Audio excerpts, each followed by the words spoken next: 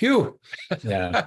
Nice going. We work online. Can you believe it? Well, I have a brand new computer and that's why it didn't have Zoom on it. And for some reason, I had to mess around beforehand. All right. So if you're watching this mastermind tonight, as we call it in our community, I have to assume that you are one of the distributors that is looking for success in your business. And I don't say that lightly. I say that because in our community, what we've learned is that the people who show up are the ones who are successful, and who stay plugged in are the most successful. And like Brian was saying, you know, these events are important, so you want to make sure you're coming out to them, and on a community level as well as a company level. We need to make sure we're always tapped in and we're getting all the information we can. So for us, it has been 8 years almost. Yeah. On April. Yeah, the end of April, we started 2016. So we're coming up on 8 years. And Feels like forever.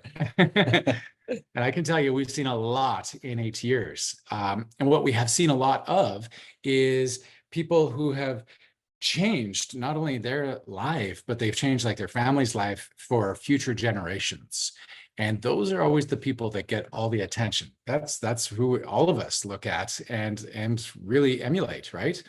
So we thought what we would do is just get right into it and ask the question of the night.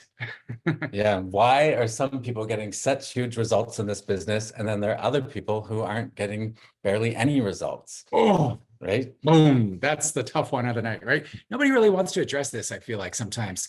And, you know, it is just the reality of business. Some people will always do better than others. Some people just seem to get more results quicker than others sometimes, right?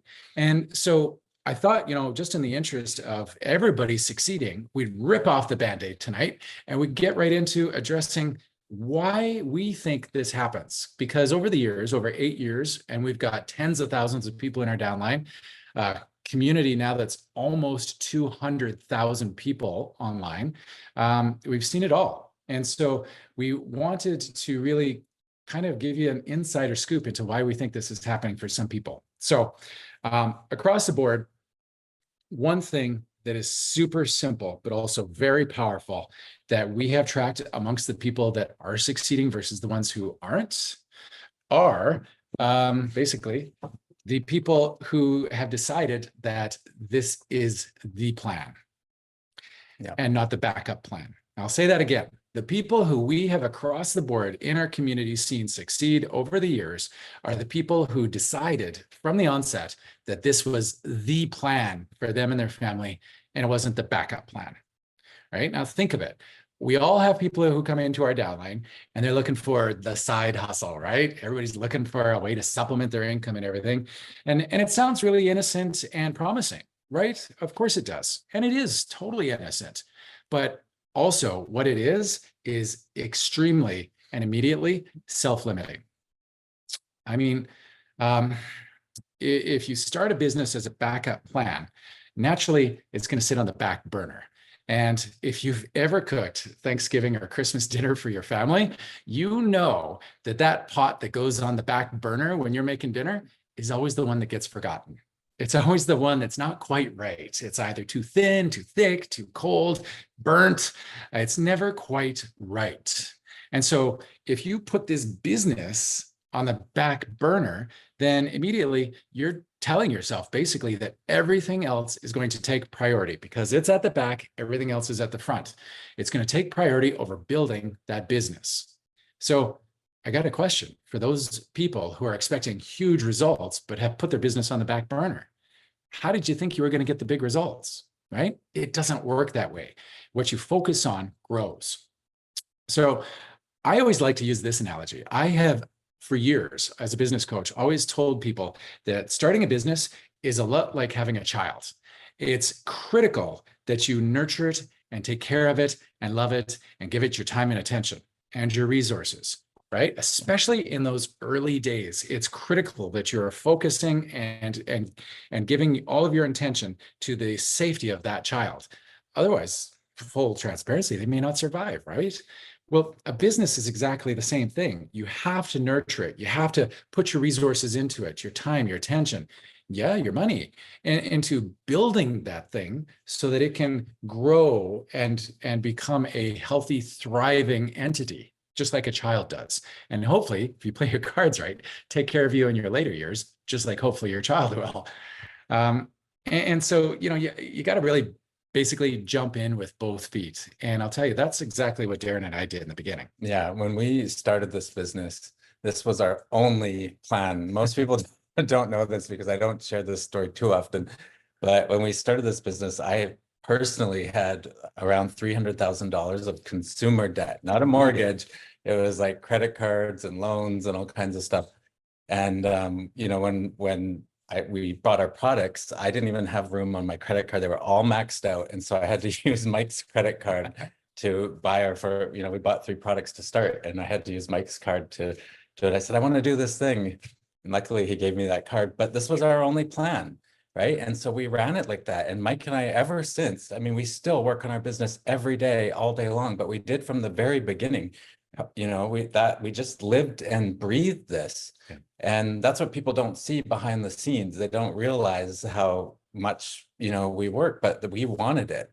Yeah. This had to succeed because we didn't have a backup. We didn't have, at the time we started this, neither of us had 9-to-5 regular jobs. So this was it.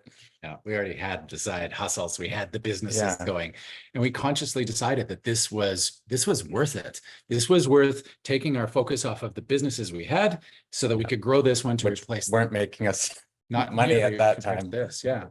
So, and if you think about it, we have now since talked to all of the other leaders in the Agile community, and when I look at all of these people and I listen to their origin stories, whether it's Elaine, Jelena, or Wadia, or Denise, and Daniel, or Cynthia, Dang, JV, Romy, and Rose, they all have the same story. This was the plan. Right. And I think, it's so easy to look at people who are succeeding in any business and say, oh, they must have got lucky, or, oh, something must have happened. And they got, the luck of the draw. Very rarely does anybody get the luck of the draw in business. You get the luck of the draw in the lottery, not in business. And so I think it's really important that we look at it that way. So the big question that I want to really take a pause here for a minute is so that you can ask yourself the elephant in the room question now. Is Enagic your plan? Is it the plan for you and your family? And some of you, as I ask that question, might immediately say, well, no, it's not. And that's okay. That's okay, as long as you have given it serious consideration and consciously decided that it's not your main plan for a reason, right? But I got to then ask you, if your job is your main plan, your career is your main plan, then does that company have a roadmap for you to become a millionaire? Why not? Are you going to be making 7 figures in 10 years? If not 10 years in 20 years or 30 years? Probably not. I doubt it. Very few of them do, right? And so it's tricky for me to look at that and to say, oh, why would I stay in the business world? Why would I stay as an employee? But then there's the other group. There's the people who love to get caught up in another network marketing business. They look at these smaller lotions and potions and trinkets and trash and gadgets and gizmo companies that are out there, and they think that this is somehow going to help them build this business, or they think that this is going to get them, to sharpen their teeth on or something, and Or so be easier. or be easier somehow. Yeah. So instead of keeping your focus on this business, you get distracted by the glitz and glam of the marketing, and you start focusing on a low ticket item because you convince yourself that, oh, I can just go and offer this to all the people who ever told me that this business was too expensive to invest in. And you'll scoop up all of those people who just could never get started. Well, usually what I have noticed is a lot of people say it's too expensive only because they don't understand the importance of the investment, of the opportunity ahead of them. And the value in the product. Yeah.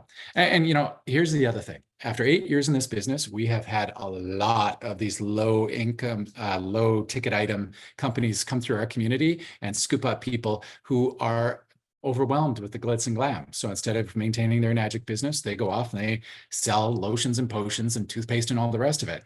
And you know what? Across the board, what I can absolutely tell you, it doesn't work.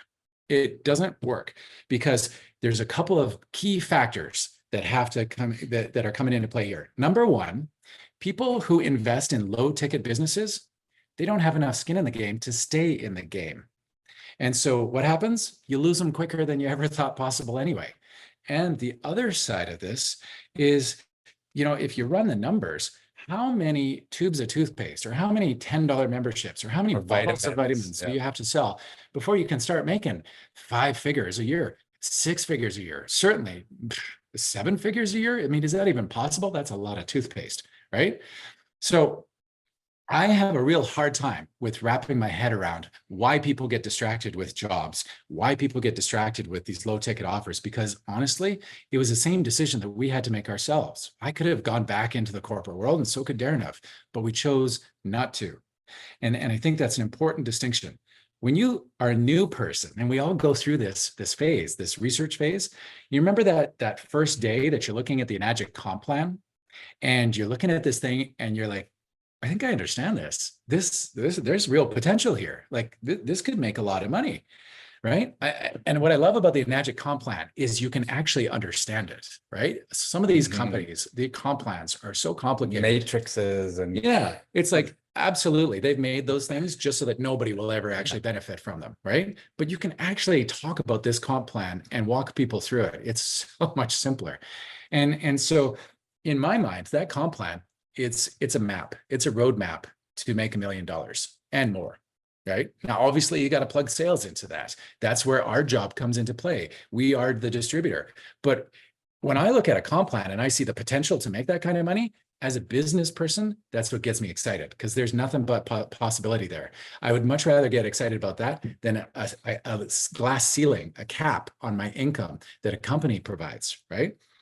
And I think this really is where the issue lies. There are people like us who just come in, jump in with both feet and just do it, get her done. And we have a hard time understanding why other people don't do that. But then there's, on the flip side of that, there's the people who can't jump in with both feet. They just don't feel like they can. And they don't understand how simple the decision could have been for people like us. And so it's really hard to try to understand both sides of it. And I think, this, why don't you jump in here and talk about the commission? Yeah, for me, when we got our first check, I think the $40 one came first, and we got that check in the mail. And I thought, okay, if we can make $40, we can make 400. If we can make 400, we can make 4,000. If we can make 4,000, all we have to do is 10 times that, and we can make 40,000. And so on, right? It doesn't seem that difficult once you get that first commission. You can, all you have to do is double, triple, 10 times your efforts. And, I'll give you a little tip here. I even wrote that into my first ad when I made that $40, that, hey, I made $40. I know I can make more, it's. Well, and just as important as that is knowing that the company actually pays you. So getting that $40 check for us was like, okay, this is legit. It's real. It's real. They're actually going to pay us, because not every company does that either, right? And as you were talking about that story, I'm thinking to myself, we have an eagle in our community right now. She's -4 right now. We'll be -5 pretty quick. And the only reason that she was going to join was if she knew that there was actually commissions being paid. So she said, show me one of your checks. Yeah. And Darren showed her that $40 check. Yeah. And that was enough. And now she's a -5, almost a -5. -5. A -4. Yeah, she's almost a 5. Yeah. So let's hit the pause button again here and ask another really important question. Do you want to be a millionaire? Not everybody does, and that's okay, right? At least I think they think that they don't, because here's the thing. I think a lot of people think that money is evil, but I'll tell you what I've learned in life is the more wealthy you get, the more people you can help. And that's really powerful to understand. Really recently, we had a late night laser coaching conversation with a couple friends from our downline, I'm going to call it. Full transparency. We'd had a couple glasses of red wine that night. And I think the important part of that, the reason I mention it, is because basically, thanks to the liquid courage, they got just enough in their system to ask a question that looked to be really burning in them for a while. So I'm glad that they had the opportunity to bring it up, because I think they were struggling with this for a while, and I was happy to help them through it. The question was this: how can somebody in this business overcome money blocks and the feeling of not being worthy of being wealthy? Yeah, I bet there's some of you right now wondering the same thing, going, oh, ouch, that's me. Yeah, right. And I hear this a lot. And so if this is something you feel like you're struggling with, I'm going to make it real simple for you. And I'm going to give you the same advice I gave them. Really, really simple. There is no such thing as a money block. It's absolute BS. I mean, think about it. How in the world could there be anything that's a money block? Money is just a thing. It's a physical construct that our society has created to facilitate transactions. Why would we block a transaction? It's so basic, so simple. Yeah, and that's why we call money currency, because it's a current. It's just an energy current that you've got to tap into like any other energy. Well, of course, it does go a bit deeper than that, right? There is kind of this ugly reality that in society, we have all been trained and become accustomed to the idea that money is also an arbitrary measure of success. So if I have a lot of money, I must be successful, right? Maybe, but obviously there's a lot more to it than just that, right? I mean, let me ask you, when you graduated high school, did you feel like you were a success? For sure you did, of course, right? It wasn't easy.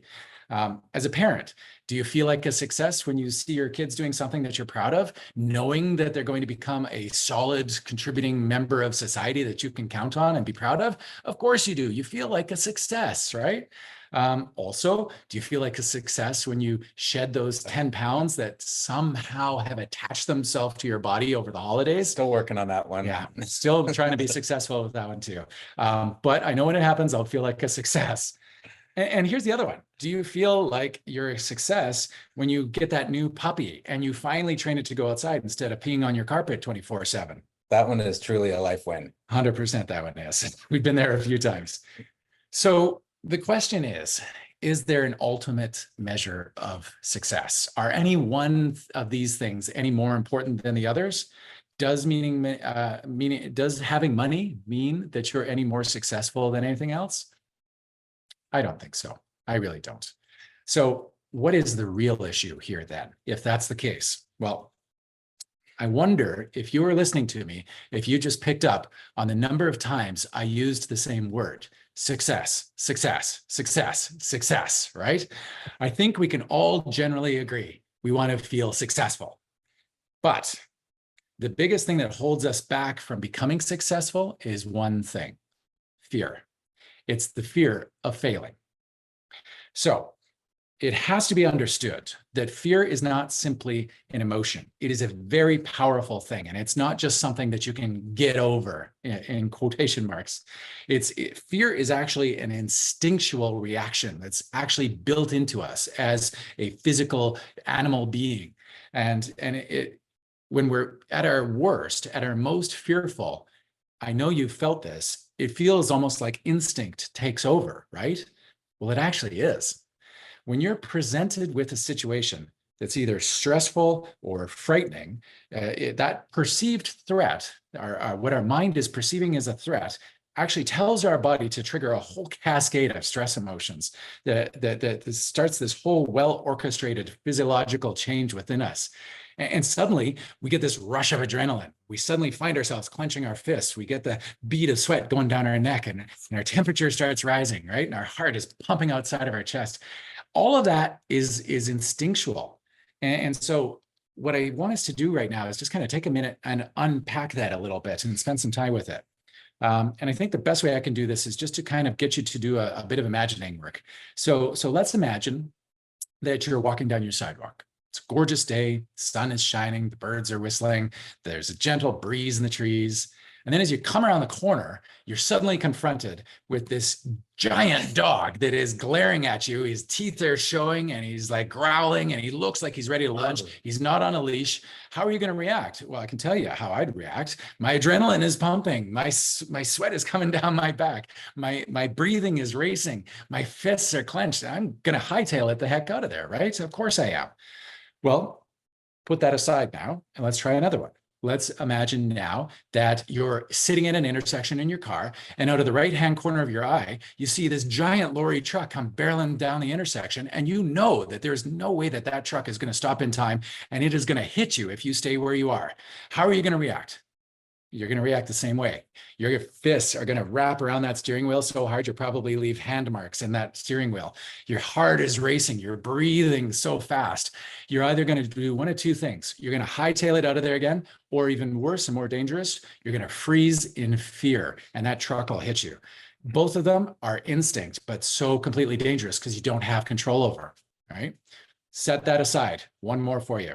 Now imagine that even though you've never started a business, you decide that you're going to start a business. And you've just realized that you're one of the lucky people in the world that has a skeptical spouse. And that skeptical spouse is constantly nagging on you about this business that you've started. And when you try to talk to your friends about it, they just roll their eyes at you and think you're crazy. Well, I'll tell you, if that carries on long enough, guys, you're going to get that same kind of rush of panic. You're going to get that same uncertainty. Your hands are going to clench. You're going to start with a beating heart in your chest. Your breathing is going to be out of control, and you're going to have that same rush of hormones. And guess what? Your instinct will be to get the heck out of there, get out of that business, right? So why is that? Why is that? I mean, really, is your spouse ever skeptical about nothing? Here's one thing I've learned about skeptical spouses. A community of 200,000 people, we've had our share of skeptical spouses come through. And in my experience, somebody who has a skeptical spouse, that spouse is skeptical about a heck of a lot more things in life than just this business. So it's part of their nature to be skeptical. And sometimes that's good, right? Sometimes that can prevent you from making a bad mistake, as long as you have the respect in your relationship to really listen to each other and to give each other the space to actually figure things out on your own. That's important. But on the friends side, the friends that are rolling their eyes at you, how important are they really? I mean, obviously they're not investors in your company. Are they your customers in your company? I mean, if they're not, who cares what they think? Does it really matter? No, it doesn't.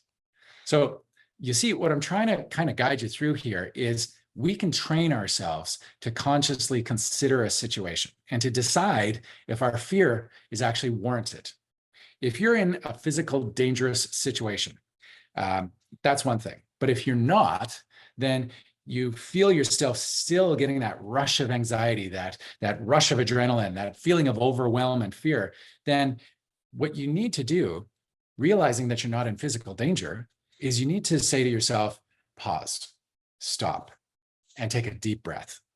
And that will make all the difference. And when you do that, what it allows you to do is to really consider the situation. And so now, instead of reacting instinctively without thinking, you're now reacting after careful consideration.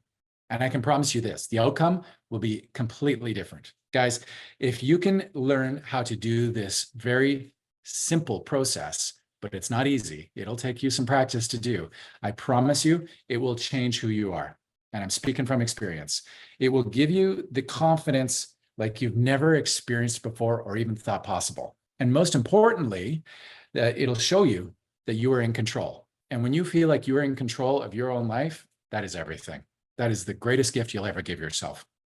So there's something that we all need to understand. Nobody is born with confidence. And I think this confidence thing is thrown around so much. People look at people who are on stage and they say, oh, they've got all the confidence in the world. They were built to be on stage. No, nobody was built for that. Nobody was born confident. And here's the thing. If anybody ever tells you that they were born confident, then you know what they are? They're arrogant. And that is something totally different. And that is something that is dangerous in its own way. Confidence it's something that you can only gain with experience, right? I mean, if you think about it, until you actually do something, how in the world do you know if you can do it, right? But once you've done it, then you know you can do it again.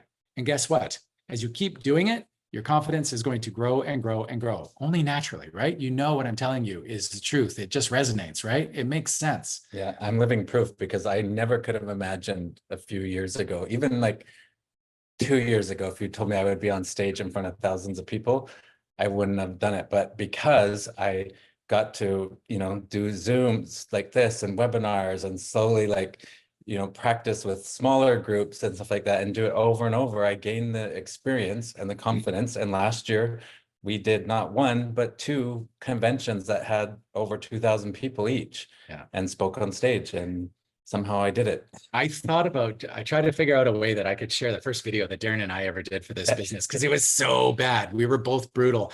I actually gave Darren this little rock to hold on to so that he wouldn't panic, just to give him something to fidget with. And you know what happened? He dropped it in the middle of the video. And you can hear it going bing, bing, bing.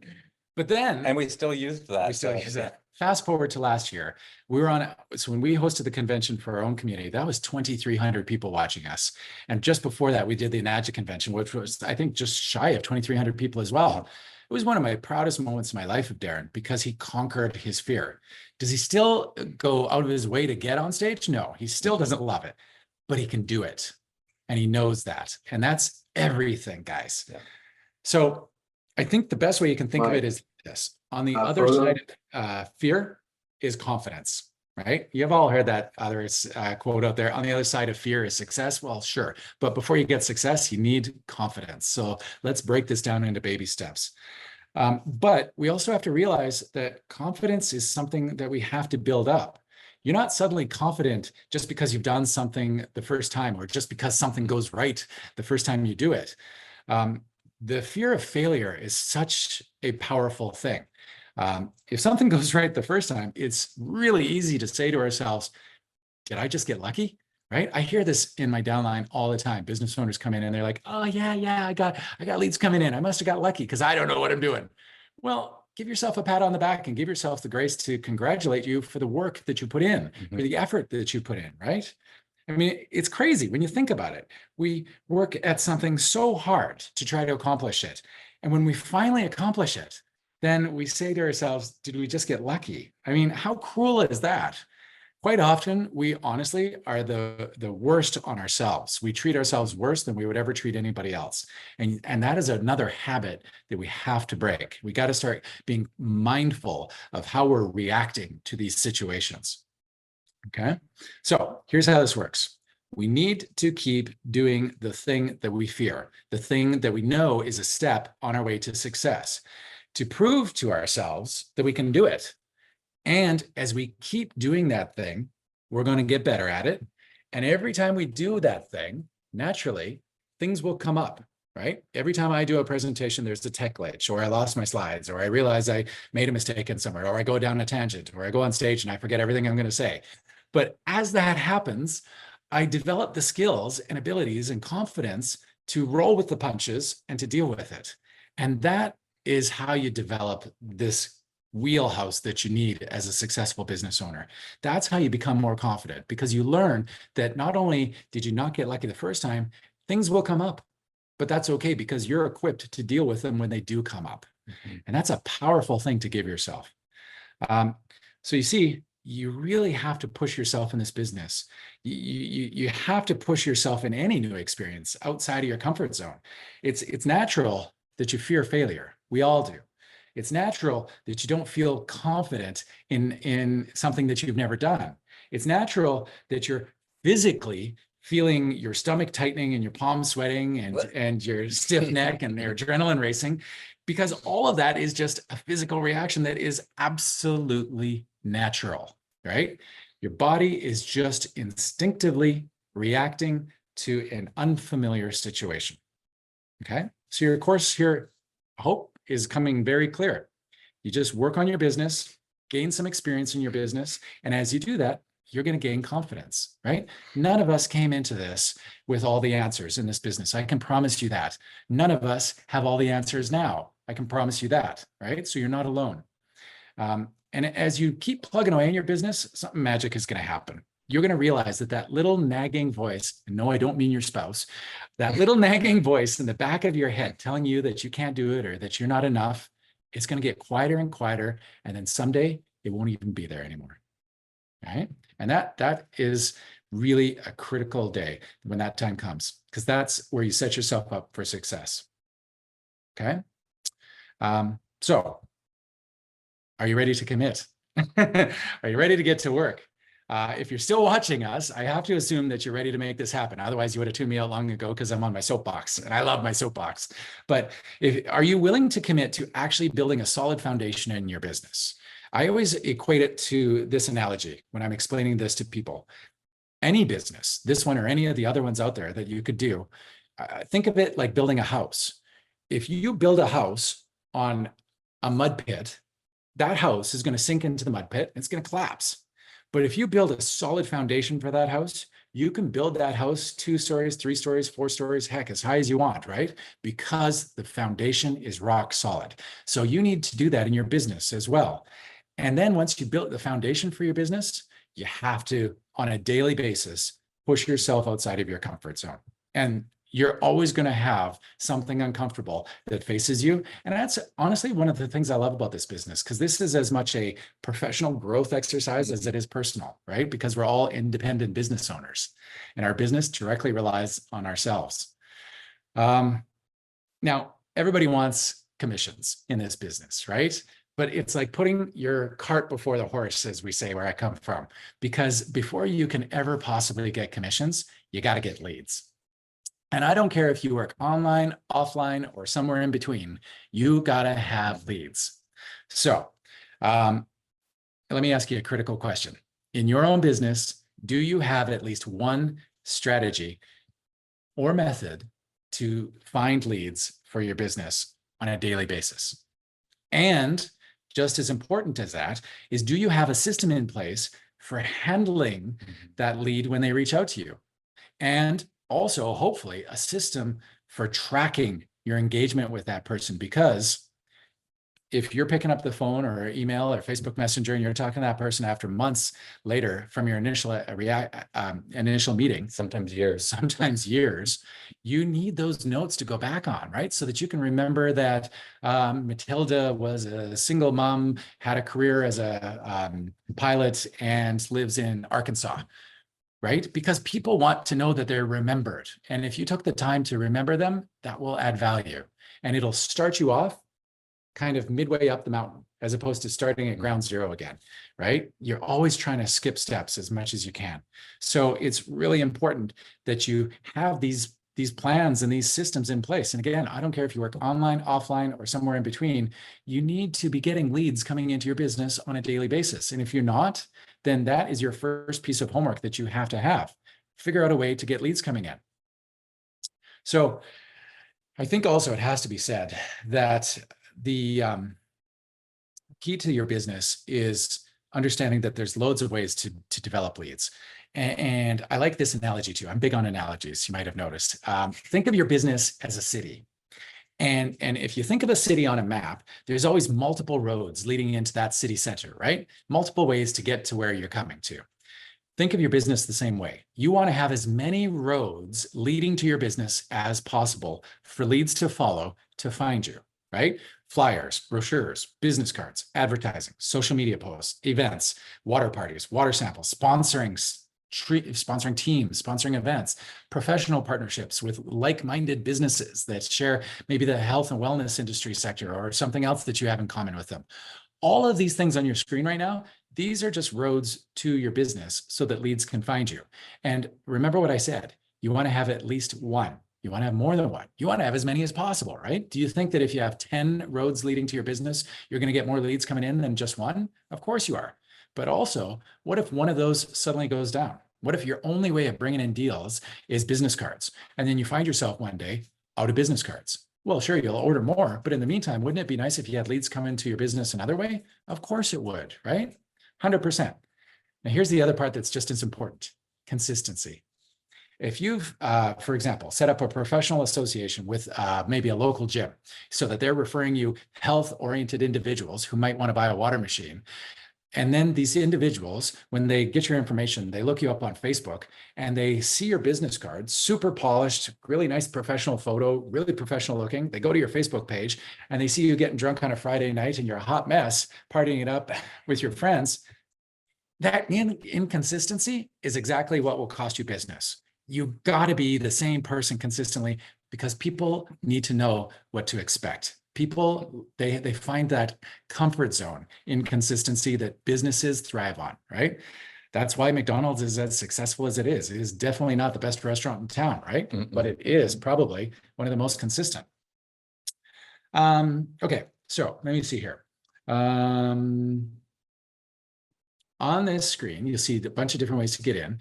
But I also want to point out that there's a whole bunch of other ways for you to bring in people as well. Okay. So what I would encourage you to do, pour yourself a glass of Kangen water and sit down at your table with a pad and a pen and give yourself 20 minutes and jot down every idea that comes to mind that you could possibly do, no matter how crazy or harebrained it is, that could bring in leads.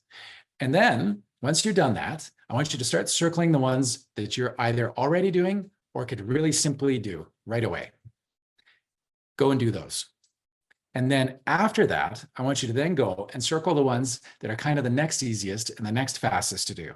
What you're doing here is you're creating an action plan, right? You're creating a systemized process for getting leads and a growing system for you to get leads.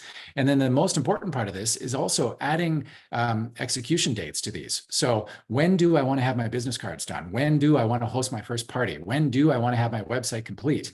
Because then if you circle that on your calendar and you suddenly come to that date and say, oh, geez, I missed it. Well, then you can reevaluate and say, okay, missed it, but I'm going to have to set it ahead another week, give myself time to do it and actually do it this time, right? If you're not doing that, it's really easy for things to fall off the table, okay? So now when it comes to converting leads, this is just as important of a step. So when you're converting leads to prospects and then into a new distributor, the biggest factor that ultimately will determine how successful you are is from getting them from the top of this funnel down to the bottom is going to be clarity. And again, I don't care if you work online, offline, or somewhere in between, clarity will always be the thing that dictates your success in this. If you've got the ability to communicate what your business is and how it can help someone, you'll be far more successful than somebody who can't, right? If you've got the ability to communicate effectively exactly what your business does and how it can help people, you will be more successful than somebody who can't, okay? So here's a question for you. Let's test how clear you are. If somebody were to walk up to you right now and ask you what you do, would you be able to answer them? Because if you don't answer them confidently and clearly explain to them exactly what you do and how you can help them, you'll probably lose that prospect before they could even hope to convert, right? In our community, we have this thing that we kind of force down everybody's throat called the elevator pitch. I'm sure you've heard this term before. It's definitely not new. I certainly didn't come up with it, but it is something that every business owner needs to have. Elevator pitches are short. I tell our people 30 seconds max, and they always follow a very specific formula. You start off by identifying what a problem is, then you provide what your solution is that you're offering, and then you back it up with results. Now, let me give you an example of how this works. Darren, why don't you read this one out? So someone's going to say, so tell me what you do. You're going to say, well, you know how or well, what I do is, or in fact. Yeah. All right. So I whipped up an example here to show you guys how this would work. Okay. So tell me, what do you do? All right, Mrs. Sleet. Well, you know how everyone buys water in plastic bottles everywhere they go, and plastic is becoming such a terrible problem because it never breaks down or even get recycled completely? Well, what I do is I sell a countertop machine for your home that not only filters the water, it alkalizes the water as well, making it not only delicious, but also highly absorbable and healthier. In fact, celebrities and athletes all over the world can't get enough of this stuff. The last year alone, our company sold over $1 billion worth of product. Now, let me ask you, how powerful is that, right? Do you think that somebody who is eco-minded or who is into health and wellness, that would spike their attention? Probably. Do you think that that's more interesting than just saying, oh, I sell water alkalizing machines, or, oh, I work for this company called Kangen that sells water machines for your kitchen? 100% it does. Why? Because you've identified a problem that they're compassionate about, provided a solution that they might be interested in, and backed it up with facts showing that other people feel the same way they do and have taken action already with your company. The one thing that you could do to make this more powerful would be to add a call to action at the end. So here's what a call to action would look like. Would you like to try some water for free now and see how amazing it is for yourself? When we were at the last Dash3 meeting with all the other leaders in Torrance this last, was it now 3 weeks ago?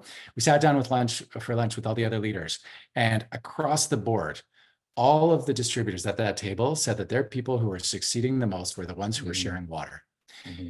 And so if you get the water into people, they'll understand why it works. They'll understand how it feels. They'll understand how it tastes. They'll start to see the results. They see the value in the product. Yeah. Right. Yeah. And what you need to do is you need to help people move from what they are envisioning as a purchase to an investment. A purchase can be a waste of money, but an investment isn't. You're investing in your health. You're investing in your future. You're investing in your family's health and future, right? Very different way to spend your money, right? Now, I can already hear some of you are probably saying, oh yeah, right. I can't imagine saying this to every single person I run up to that asks me what I do, because they're all going to start calling me the crazy water guy. Well, that is possible, but here's the other thing.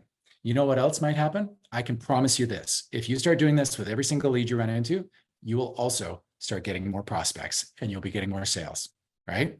Because you're actually telling people what they do, what you do, and how you can help them. I mean, think of it this way. They're the ones who initially asked you what you do. Hopefully they're actually interested. Otherwise, why would they have asked you? So why would you not give them an amazing answer, the best possible answer that you could, and show them how it's relevant to you? And if there's another piece of advice I can give you that is so monumentally important for anybody who is a business owner in any industry, the sooner you get over your ego, the better. The sooner you stop worrying about what everybody thinks of you and just get on with your day-to-day job, the sooner you'll start to see results. Because it doesn't matter what they think of you, especially if they're not even your customer. Okay, so now here's where the real power of an elevator pitch lies. You need to create several of them, not just one. You need to create an elevator pitch that's about your kitchen machines and Kangen water. You should create one about the Ukon product. You should create one about the Inespa. Create one about the Enagic business. And for those of you who are lucky enough to be in a territory that sells the M-Guard, 100% also do one for the M-Guard product. Because here's how this really works powerfully. When you talk to somebody, you're introduced to somebody, you want to ask them questions first. Find out about them as much as you can so that you can understand what their pain points are, what industry they're in, what they love, what they hate, what they're passionate about, so that you can then pull the correct tool out of your toolbox. And what I mean by that is pull out the correct elevator pitch to deliver to that person. Because if somebody is dealing with inflammation or something that the Ukon can help with, you're going to talk about the Ukon, probably more so than the Inespa, right? Certainly more than, well, I don't know. Inflammation's a tough one, actually, because all of the products, even the M-Guard, is going to be amazing. In the water, too. So, but, you know, if somebody's looking for a business versus product, you're going to talk about the business first, right? We have thousands of truckers in our community from over the years, thousands of them. And I always laugh about this because some of these guys, you know, these are men. They haven't had a glass of water probably in their life. Health and wellness is not on the radar. They work hard, they buckle up, and they get to work for them and their family. So we sell them on the business first. And then we get them in and we start talking about the products with them. And we start sharing the products with their family. And the family's using them and loving it. And so then the wife and the kids, they convince the trucker to start using them himself.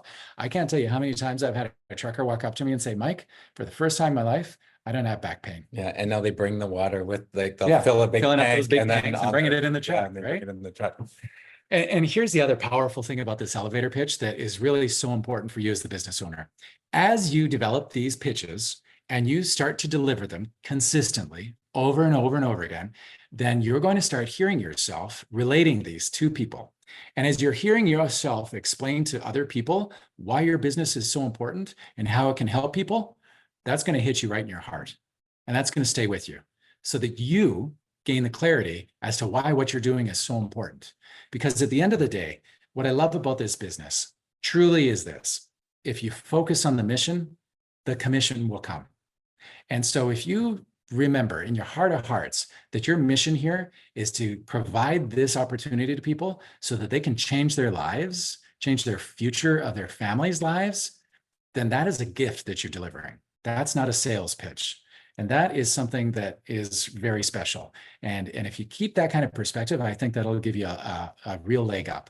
All right. I got one more slide, and that's just a recap. So this is kind of what we've talked about here. So basically, if you really truly want to be successful, in my opinion, in Darren's opinion, this is what you need to do. You need to make your Enagic business the plan.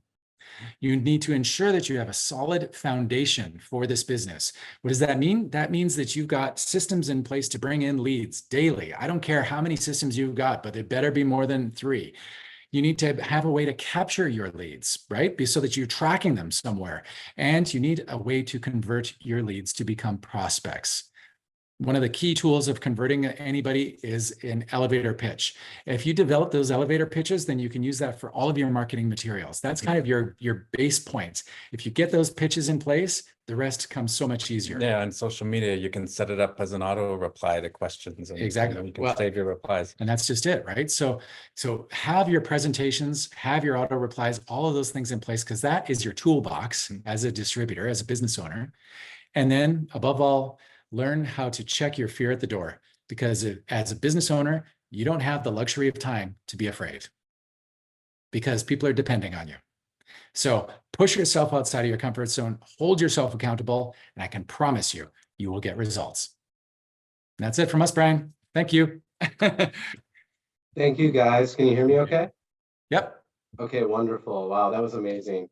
Wow, incredible. Really appreciate all of, I think, your comments about knowing your prospects are really valuable. And so anyway, thanks again so much to both of you. You've been amazing. Look for Darren and Mike in the current edition of Enagic eFriends. They're on pages, I think, 11, 15, 16, and 17. So check it out. There's some photos from their August convention that they mentioned that happened after the Enagic convention. So thanks again, guys. Really appreciate it, and we'll stay in touch. Yeah, Daniel, you're right. Round of applause. Really appreciate it, and what a great audience here as well. Daniel, are you able to speak? Are you able to unmute yourself? Yeah, can you hear me okay? I can hear you great. So all right. Daniel DiMicali is going to close our call today, 6A16-5. Very instrumental also in working on this call with us, and so he's really given up his time. And I think and Mike and Darren as well, you guys are just amazing. Thanks everyone. Yeah. With leaders like First you, of all, you can't go wrong. Thank you very much. And I want to congratulate Enagic for a very successful mega Zoom conference. I mean, it's blowing up. I'm getting texts of people that can't get in. So, and I also want to congratulate Darren and Mike. I was telling my wife, these two are really good. I was saying they're really good. I mean, they're real, extremely high integrity. They're like field generals, right? You can tell they're not armchair generals, right? They do what they teach. They've done what they're telling you to do. And just so all of you know, this two have produced, they produce in the neighborhood of 5,000 sales a month. Okay. Can you imagine that? All right. And they were recruited way after this thing started, when I kept telling people, I don't think the top people have come in yet, because there's top business people, top network marketing people that have not come in this business. I have one of my friends from Vegas, one of the top network out there, builders, and he just texted me because he's watching this, and he said 1,000% better, best one yet. So he's talking about Darren and Mike's training. So anyway, just want to congratulate you. Looking forward to the next meeting, okay? And we're going to try to increase. The goal is to get the corporate to use this as one of their top marketing programs, tools, and to be able to touch thousands of distributors every month with this Zoom call. I mean, it's going to be big. So next month, when is it? March 4th. There, put it down. Okay, everybody, put it down. All of you that's watching this. Here, say it together. 1, 2, 3. March 4th. Okay, make sure you go there and then bring somebody with you. Okay, be there, bring somebody with you, promote it to your team, because we're trying to create this as one of the best tools, okay? I'm gonna close this out with everybody there. You know, can you see the potential in our business? There's no question about it. People are earning money. Can you see the potential for yourself? In other words, do you have the desire and the ambition strong enough to get the things you want? Okay, are you, can you see the potential? Only you can answer that, right? Are you willing to learn? Because you got to have education. I mean, that thing tonight was awesome. Are you willing to learn, right? Are you willing to work? You got to recruit people. You got to bring people to meetings. Here, let me show you something. There's a meeting coming up right here, on February 7th. That's the day after tomorrow at corporate office, okay? I know people are gonna say, wow, it's raining that day. Don't worry, guys, it'll be indoors, okay? So don't worry about it. You won't get wet while we're doing the prezo. But I'm doing a career day for entrepreneurs on Wednesday. I'm telling you, if you bring somebody there, for anybody that's fortunate enough to live in the area and bring somebody there, Cynthia Brigante is bringing somebody from San Diego. Mary Jane, these are top producers, bring somebody from Mission Viejo. So if you bring somebody there, your chances of customer acquisition and distributor sign up is probably in the high 90%. So I'm just want to promote that to you guys. You gotta, are you willing to work? In other words, and then, do you have a true desire to succeed in this business, like what Darren and Mike was saying? That was a phenomenal training, man. Sounds like one of my trainings when I was young, a young guy, you know. But anyway, hey, don't forget March 4th. Congratulations to a great Zoom meeting, Brian. Congratulations, Darren and Mike, and I'll see you all, everybody here next month, okay? Get a sale, everybody. Go get a sale. If you have not gotten a sale this month yet, what are you doing? Go get a sale. It's already February. I mean, if you own the shoe store and you don't have a sale in 2 months, maybe you ought to open up a taco stand or something, okay? Go find a customer, go sell a unit, and get them started, and your year will explode. I'll see you guys at the next event. Brian, thanks for having me on. Good night. Happy February, everybody. Happy February, everybody. Thanks again, Mike and Darren, Daniel, everyone. We will share the call recording and the presentation, the corporate presentation, after this call. So look for that tomorrow. Thanks so much, everyone. Have a great week. Bye-bye.